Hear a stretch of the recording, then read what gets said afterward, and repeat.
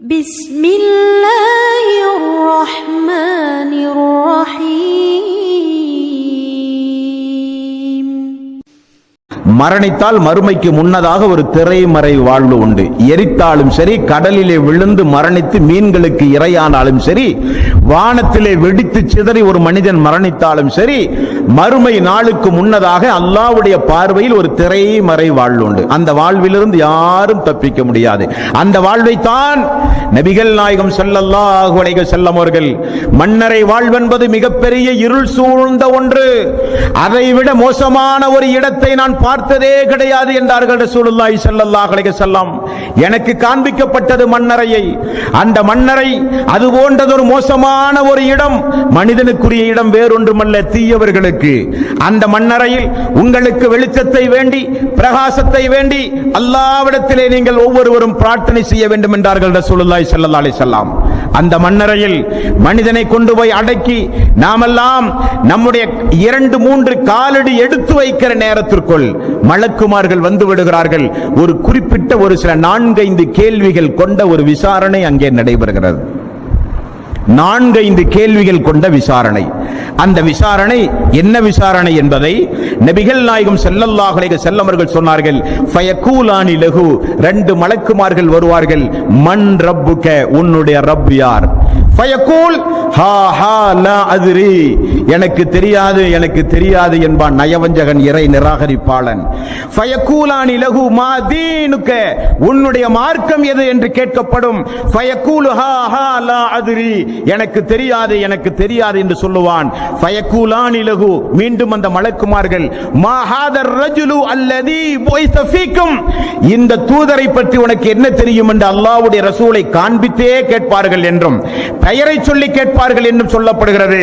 ஹா ஹா லா Atri ஃபயுனாதி முனாதின் minus ஸமாஇ an கதப், அப்படி அவன் எதுவுமே தெரியாது தெரியாது என்று சொல்லப்பட்டவுடன் வானத்திலே இருந்து ஒரு சப்தம் வரும், அவன் பொய் சொல்லுகிறான், அவன் பொய்யன், அவன் ஒரு அநியாயக்காரன் என்று வானத்திலே இருந்து அல்லாஹ் பேசுவான். அந்த அல்லாஹ்வுடைய பேச்சு அவனுடைய காதிலே விழும். அல்லாஹ் சொல்கிறான், ஃபஃபிரிசூ லஹு மினன் நார், நரகத்தினுடைய விரிப்பை அவனுக்கு விரியுங்கள். ஃபஃப்தஹூ லஹு பாபன் இலன் நார், நரகத்தினுடைய வாசலை அவனுக்கு திறந்து விடுங்கள். ஃபயதீஹி மின் ஹர்ரிஹா, அவனுக்கு நெருப்பு காற்றை கபரை நோக்கி வீசச் செய்யுங்கள். வஸமூமிஹா, அது மட்டுமல்ல விஷக்காற்றையும் சேர்த்து அவனுக்கு நீங்கள் வீசுங்கள். அல்லாஹ் அக்பர். எவ்வளவு ஆடம்பரமாக உலகத்திலே வாழ்ந்தான். முஸ்லிம்கள் இஸ்லாத்தை எடுத்து சொல்லும் போது இவரெல்லாம் முஸ்லிம்களுக்குரிய மார்க்கம், முஹம்மது நபியர்கள் கொண்டு வந்த மார்க்கம், மக்காவாசிகளுக்குரிய மார்க்கம் என்று சொல்லி மார்க்கத்தை உதாசீனப்படுத்தினான். தமிழிலே திருக்குரான் வழங்கப்பட்டு திருக்குரான் படிக்க தூண்டும் பொழுதெல்லாம் முஸ்லிம்களுக்குரிய வேதம் என்று ஒதுக்கினான். மறுமையை சொல்லும் பொழுது கிண்டல் அடித்தான், கேலி செய்தான், முஸ்லிம்களை எள்ளி நகையாடினான். மார்க்கத்தை பற்றி பேசினால் முகம் சுளித்தான். எப்பொழுதும் வணக்க வழிபாட்டின் பக்கம் முஸ்லிம்கள் அழைத்தால் கேலி கிண்டல் செய்தான். மார்க்கத்தை ஒரு விளையாட்டாகவே நினைத்தான். அல்லாஹ் நெருப்பு காற்றை அவனுடைய கபரை நோக்கி வீசுங்கள், விஷக்காற்றை அவனுடைய கபரை நோக்கி வீசுங்கள். லையக்கு அலைஹி கபருஹு ஹத்தா தஹலிஃப ஃபீஹி அல்லாஹு, அடுத்து அல்லாஹ் ரப்பல் ஆலமீன் சொல்லுகிற கட்டளை, பூமிக்கு அல்லாஹ் உத்தரவிடுகிறான், அவனை நெருக்க அல்லாஹ் ரப்பல் ஆலமீன் உத்தரவிடுகிறான். ஒரு மனிதனுடைய விழா எலும்பு இனி ஒரு விழா எலும்புக்குள் இடம் மாறி விடுகிற அளவுக்கு பூமி நெருக்க ஆரம்பிக்கும். ரசூலுல்லாஹி ஸல்லல்லாஹு அலைஹி வஸல்லம் அவர்கள் சொன்னார்கள், வயதீஹி ரஜுலுன் கபீஹுல் வஜ், ஒரு மனிதன் அவனை நோக்கி நடந்து வருவான், அவன் மிக மிக மோசமான முகபாவனை உடையவனாக இருப்பான். கபீகு சியாப், அவனிடத்திலே மிகப்பெரிய துர்வாடை நாற்றம் அடிக்கக்கூடிய ஆடையோடு அவன் வருவான். முன்துனுர் ரீஹ், அவனிடத்திலே மிக மிக மோசமான துர்வாடை வீசும். அவனை பார்த்தாலே பாதி உயிர் போய்விடும். அந்த அளவுக்கு அலங்கோலமான ஆக்ரோஷமான முகம், மிக கேவலமான ஒரு முகம், மிக நாற்றம் அடிக்கக்கூடிய ஒரு ஆடை, அவனுடைய மேனியிலிருந்து வருகிற துர்நாற்றம் சுப்ஹானல்லாஹ் சொல்லி மாளாது என்றார்கள் ரசூலுல்லாஹி ஸல்லல்லாஹு அலைஹி வஸல்லம். ஃபயகூல் அப்சிர் பில்லதி யசூக, நான் உனக்கு ஒரு நற்செய்தியாக சொல்லுகிறேன். எந்த இடத்தை எந்த நாளை பொய்ப்பித்து உலகத்தில் வாழ்ந்தாயோ அந்த நாளும் இடம் இதுதான். ஹாதா யௌமுக்கல்லதி குன்த தூஅத், அந்த நாளும் இடம் இதுதான் என்று சொல்லப்படும். உடனே அந்த மன்னரை வாட்சி கேட்கிறான். ஃபயகூல் மன் அன்த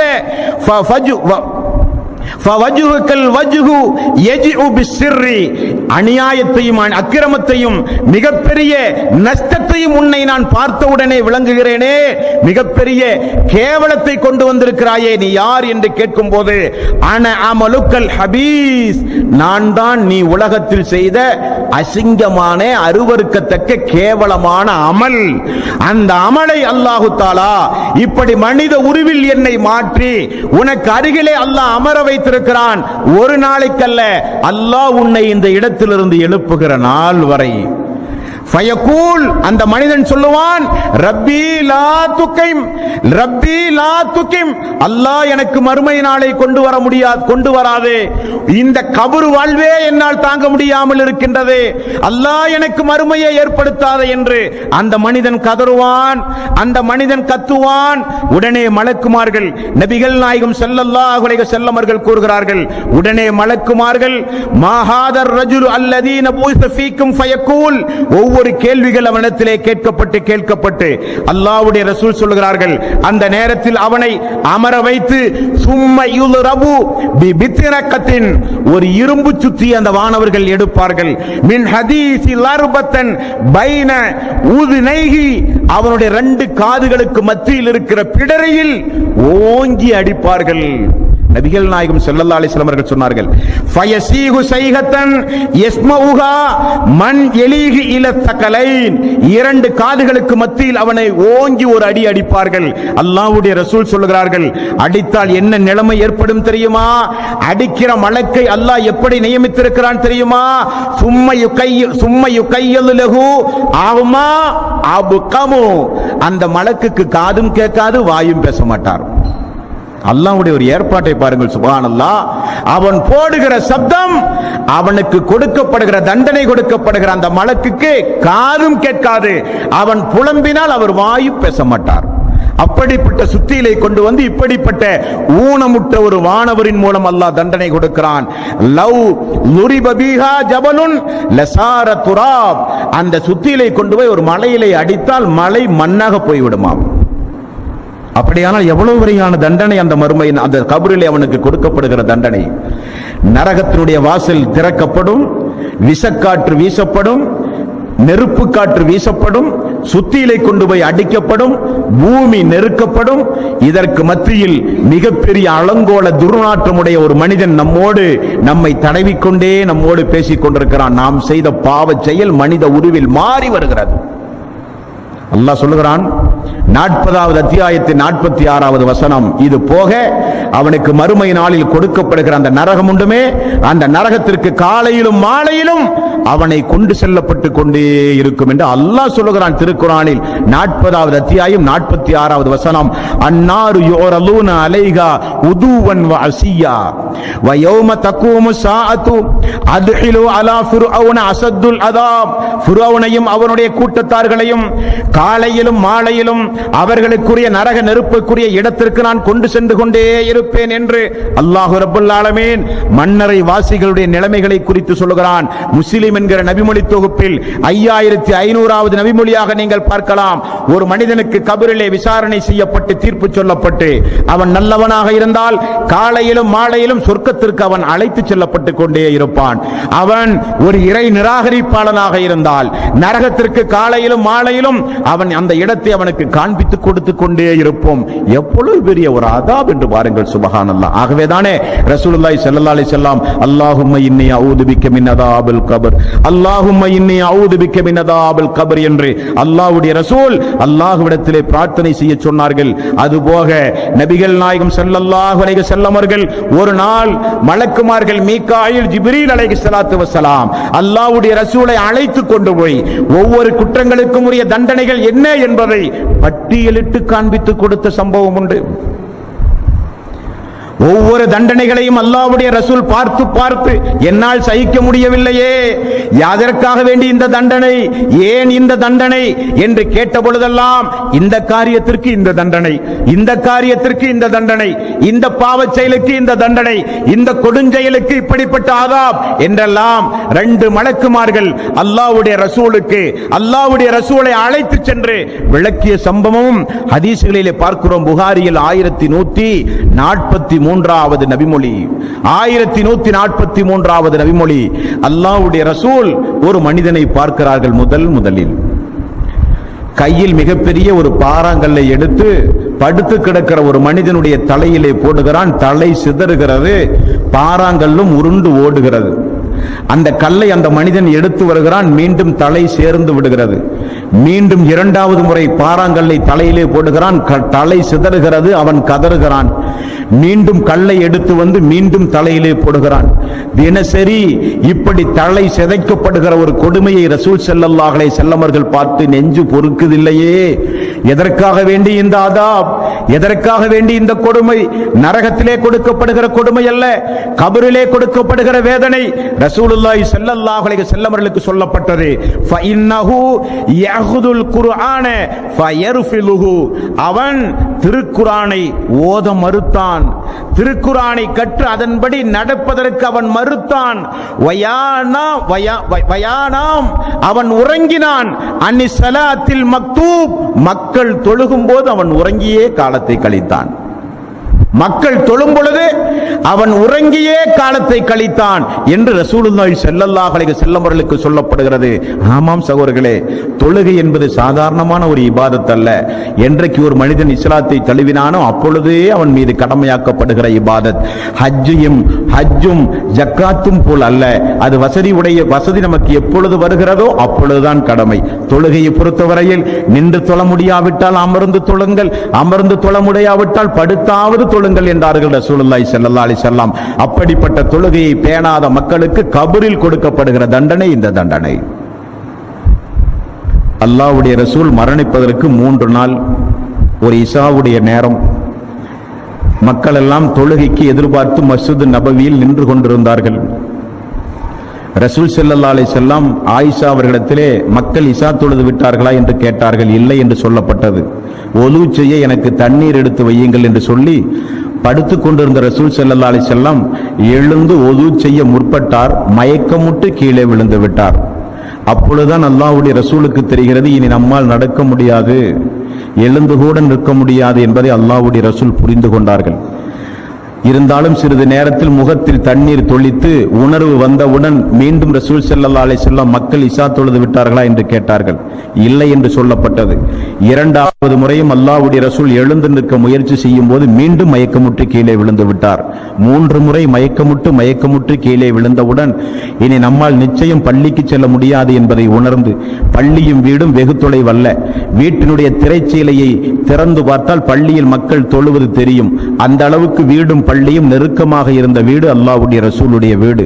அங்கு ஒரு எட்டு எடுத்து வைத்து மக்களுக்கு தொழுகை நடத்த முடியாத அளவுக்கு 3 முறை மயக்கமுற்று கீழே விழுந்தவுடன் தன்னுடைய மகள் ஆயிஷா, தனது மனைவி ஆயிஷா அவர்களை பார்த்து, உம்முடைய தந்தை அபூபக்கர் உண்டா என்று கேட்டார். உண்டு யா ரசூலல்லாஹ் என்று சொன்னவுடன் அபூபக்கரை அழைத்து மக்களுக்கு இமாமத்தாக இஷா தொழுகை நடத்துமாறு நான் கட்டளையிட்டேன் என்று சொல்லுங்கள் என்று சொன்னவுடன் ஆயிஷா அவர்களை பாருங்கள், யா ரசூலல்லாஹ், என்னுடைய தந்தையை உங்களுக்கு தெரியாதா? நீங்கள் நின்று தொழுகிற இடத்தில் அவர் நின்று தொழுதினால் குர்ஆன் வசனம் ஓதும் போது அழுது விடுவாரே யா ரசூலல்லாஹ் உங்களை நினைத்து. ஆகவே உமர் அவர்களை பார்த்து நீங்கள் தொழ வைக்க சொல்லக்கூடாதா யா ரசூலல்லாஹ் என்று சொன்னவுடன் ரசூலுல்லாஹி ஸல்லல்லாஹு அலைஹி வஸல்லம் கண்டிப்பாக அபூபக்கர் தான் தொழ வேண்டும் என்று மிக கட்டளையிட்டார்கள். அல்லாஹ்வுடைய ரசூல் அபூபக்கர் இமாமாக நின்று, அல்லாஹ்வுடைய ரசூல் இனி வரமாட்டார் என்பதை புரிந்து அபூபக்கர் இமாமாக நின்று மக்களுக்கு இஷா தொழுகை நடத்தி கொண்டிருப்பதை ரசூல் ஸல்லல்லாஹு அலைஹி வஸல்லம் கொஞ்சம் உணர்வு விட்டு திரைச்சீலையை அகற்றி பார்த்தார்கள். மக்கள் ஜமாத்தோடு தொழுகிற கண்கொள்ளா காட்சி.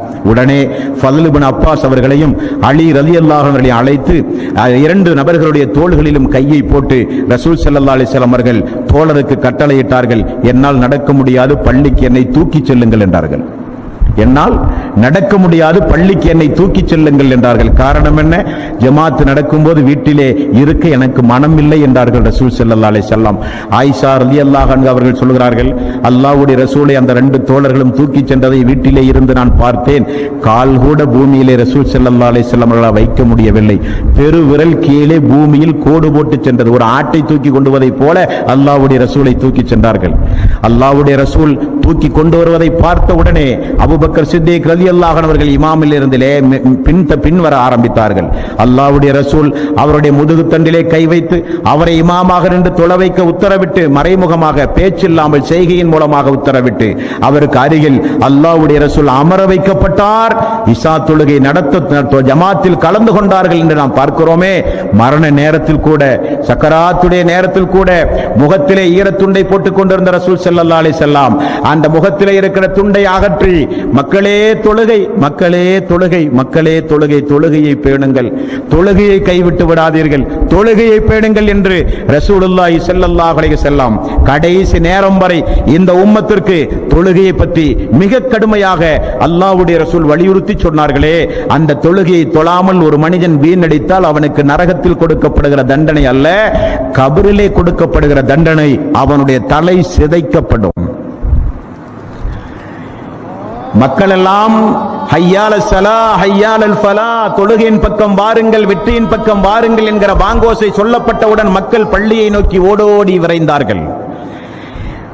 அதிகாலை பொழுது எல்லோரும் சந்தோஷமாக உறங்கும் பொழுது அஸ்ஸலாத்து கைரும் மினன் நௌம், தூக்கத்தை காட்டிலும் தொழுகை சிறந்தது என்று அழைப்பு கொடுத்தவுடன் மழை இருள் என்று கூட பாராமல் மக்கள் பள்ளியை நோக்கி ஓடி வந்தார்கள். நீயோ பகல் இரவு என்று பாராமல் உறங்கியே காலத்தை கழித்தாய் என்று சொல்லி அவனுக்கு கபரிலே தலைகள் சிதறடிக்கப்படுகிற தண்டனை கொடுக்கப்படுகிறது என்று ரசூலுல்லாஹி ஸல்லல்லாஹு அலைஹி வஸல்லம் அவர்கள் கூறினார்கள். அல்லாஹ் 22வது அத்தியாயத்தின் 41வது வசனத்தில் சொல்கிறான், அல்லதீன இம்மக்கன்னாஹும் ஃபில் அர்ல் அகாமுஸ் ஸலாத் வ ஆத்துஸ் ஸகாத், அவர்களுக்கு பூமியில் நாம் வாய்ப்பளித்தால் அவர்கள் தொழுகையை நிலைநிறுத்துவார்கள், ஜகாத்தை கொடுப்பார்கள். 29வது அத்தியாயம் 45வது வசனத்தில் அல்லாஹ் சொல்கிறான், உத்லமா ஊஹிய இலைக்க மின் கிதாப் வ அகீமிஸ் ஸலாத் இன்ன ஸலாத்த தன்ஹா அனில் ஃபஹ்ஷாஇ வல் முன்கர், தொழுகை என்பது நிச்சயமாக நீங்கள் கடைபிடிக்க வேண்டிய ஒரு வணக்க வழிபாடு, அது உங்களுக்கு மானக்கேடான காரியத்திலே இருந்து உங்களை காப்பாற்றும் என்று அல்லாஹ் சொல்கிறான். 19வது அத்தியாயம் 59வது வசனம், ஃபஹலஃப மின் பஅதிஹிம் ஹல்ஃபுன் அல்லாஹுஸ் ஸலாத் வத்தபஉஸ் ஸஹவாத்தி ஃபஸௌஃப யல்கௌன ஐயா, அவர்களுக்கு பிறகு தொழுகையை வீணடித்த ஒரு கூட்டம் அவர்களுக்கு பிறகு உருவானது. மனோ இச்சை அவர்கள் பின்பற்றினார்கள், பின்னர் அவர்கள் நஷ்டத்தை தான் அவர்கள் சந்திப்பார்கள் என்றும் அல்லாஹ் திருக்குர்ஆனிலே சொல்கிறான். 75வது அத்தியாயம் 31வது வசனம், சக்கராத்துடைய நேரத்தில் இவர்களுக்கும் ஒரு சில தண்டனைகள் உண்டு. உயிர் பறிக்கப்படும் போது அந்த வேதனை தாங்காமல் அல்லாஹ்விடத்திலே இவர்கள் சொல்லுகிற ஒரு வார்த்தை, ஃபலா சத்தக வலா ஸல்லா, அவன் நம்பவும் இல்லை அவன் தொழவும் இல்லை என்று அல்லாஹ் சொல்கிறான். ஏன் அவனுக்கு சக்கராத்துடைய நேரத்தில் வேதனை? அவன் என்னை சரியாக நம்பவும் இல்லை அவன் தொழவும் இல்லை என்றும் அல்லாஹ் ரப்பல் ஆலமீன் சொல்கிறான். மேலும் அல்லாஹ் 74வது அத்தியாயம் 41வது வசனம் 44 வரை உள்ள வசனம், நரகவாசிகள் சொர்க்கவாசிகள், சொர்க்கவாசிகள் நரகவாசிகளை பார்த்து கேட்கிறார்கள், அனில் முஜ்ரிமூன் மா ஸலகக்கும் ஃபீ ஸகர், இந்த நரக நெருப்பில் உங்களை நுழைய செய்தது எது மக்களே என்று கேட்கப்படும். அவர்கள் சொல்லுகிறார்கள், மா ஸகர் காலு லம் நக்கு மினல் முஸல்லீன், தொழுகிற மக்களோடு சேர்ந்து நாங்கள் தொழவில்லையே என்று. தொழாத மக்கள் நரகத்திலும் தண்டனை வாங்கி பொறுக்க முடியாமல் சொர்க்கவாசிகளை பார்த்து பரிதாபமாக பதில் சொல்லுகிறார்கள் என்றும் அல்லாஹ் திருக்குர்ஆனிலே சொல்லுகிறான். 2 சாராருக்குரிய தண்டனையை நாம் இன்றைய தினம் பார்த்திருக்கிறோம். மார்க்கத்தை ஏற்காத மக்கள் இருந்தால் தாமதமில்லாமல் மார்க்கத்தை ஏற்றுக்கொள்ளுங்கள். மரணம் வந்தால் உங்களை யாராலும் காப்பாற்ற முடியாது. தொழாத மக்கள், தொழுகிற விஷயத்தில் பேணுதல் இல்லாத மக்கள், தொழுகையினுடைய விஷயத்தில் புடும்போக்காக இருந்த மக்கள், ஃபஜ்ருடைய தொழுகை வாழ்வில எண்ணி பார்க்காத மக்கள் எல்லாம் இருந்தால் தொழுகை விஷயத்தில் பேணுதல் இல்லாமல் இருக்காதீர்கள், தொழுகையினுடைய விஷயத்தில் புடும்போக்காக இருக்காதீர்கள், தொழுகையுடைய விஷயத்தில் கொஞ்சம் விரைந்து வாருங்கள், ஐங்கால தொழுகையை பேணுங்கள், தொழுகையில் தான் கண் குளிர்ச்சி உண்டு என்று ரசூல் ஸல்லல்லாஹு அலைஹி வஸல்லம் அவர்கள் சொன்னார்கள். அந்த தொழுகையை பேணுங்கள், கொடுக்கப்படுகிற தண்டனையிலிருந்து உங்களை நீங்கள் பாதுகாத்துக் கொள்ளுங்கள். இன்னும் நிறைய தண்டனைகளை அல்லாஹ்வும் அல்லாஹ்வுடைய ரசூலும் கூறியிருக்கிறார்கள். இன்ஷா அல்லாஹ்